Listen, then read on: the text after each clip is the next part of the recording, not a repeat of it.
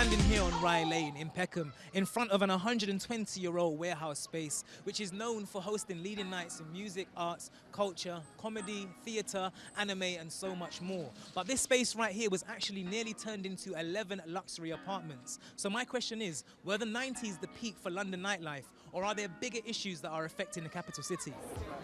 So what do you see the future of London nightlife looking like if the clubs continue closing down the way they are right now?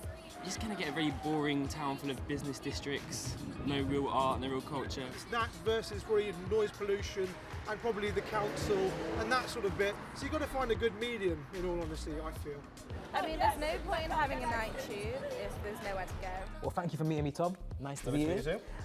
Now, I'm personally very happy that, you know, Bussy Building, CLF Art Cafe and Rye Wax are all still alive and kicking. But I know it hasn't been very easy for you guys to keep it open. So explain to me some of the struggles that you've had. Well, the most recent one, which is probably the one you're referring to, was that problem with developers putting in a proposal to use the front entrance and redevelop it into flats. And you've had massive community support. I know that your community support was so strong, in fact, that you guys actually managed to change the property developers' minds. Well, that's why it was such an amazing shock. Well, the opposite was it felt quite empowering when we actually did manage to stop this development. And thank you, Gudrun, for joining me today. Now, Passing Clouds, they had a very high-profile closure. I think it's because you guys are so popular and so loved amongst the people. But tell me what's happened since it's closed down.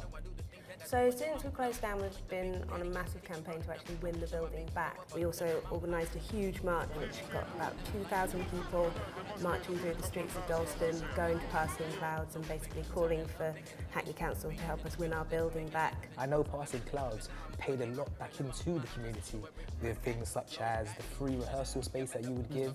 I know you had the self-development workshops, you had the music lessons. So what do you think the impact will be on the community of Dalston and beyond by removing you guys? The days after we were closed down, all the local businesses were like, who we knew were calling us up or stopping us in the street, like, what the hell has happened to Passing Clouds? And they're worried for their own businesses, you know, places like the local pizza place and the cab office and, you know, the off license, the kebab shops, they all kind of rely on Passing Clouds for passing trade. There are so many more clubs that are being closed down in those kind of areas, such as Club 414 in Brixton.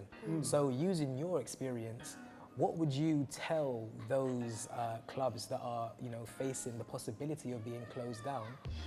What advice would you give to them based on your experience that you've had? To unite with other venues, to unite with everyone, and as well to bring more like the musicians together, the musicians and the punters, like the crowds together, you know.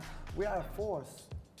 We are literally a force. If Rye Wax, Bussy Building, CLF Art Cafe all got closed down, how much would it affect your local community? Hugely, I'd like to believe. I mean, I think, yeah, with Rye Wax, we've built it to be a kind of hub for the local community, really, and somewhere where all the local things that are growing musically can find a home, can develop.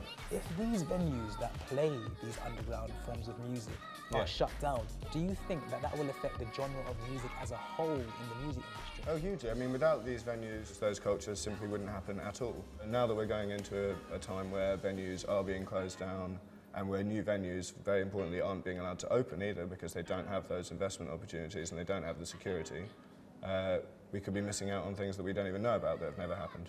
And those things just won't happen at all.